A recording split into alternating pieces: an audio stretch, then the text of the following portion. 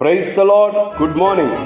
ఈ దినాన దేవుని వాక్యం, యెహోవాను నమ్ముకునివాడు ధన్యుడు, యెహోవా వానికి ఆశ్రయముగా ఉండును, వాడు జీవజలముల యొద్ద నాటబడిన చెట్టు వలె ఉండును.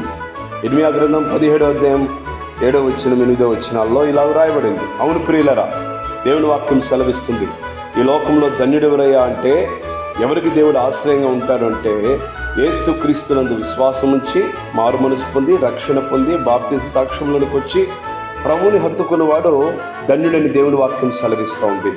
కాబట్టి దేవుని నమ్మిన మన జీవితాల్లో మనం ఎంతో ధన్యులమని, మన జీవితాల్లో గొప్ప రక్షణ భాగ్యం ఇచ్చాడని మనం విశ్వాసం ఉంచాలి. అంతేకాదు, ఆయన వారికి ఆశ్రయంగా కూడా ఉంటాడంట. ప్రతి సమస్యలో, బాధలో, ఇరుకుల్లో, ఇబ్బందుల్లో, శోధనలో ప్రభు మీద ఆధారపడి దేవుని సన్నిధిలో ప్రార్థించినడలా ఆయన ఉన్నతమైన ఆశ్రయంగా మనకున్నాడు.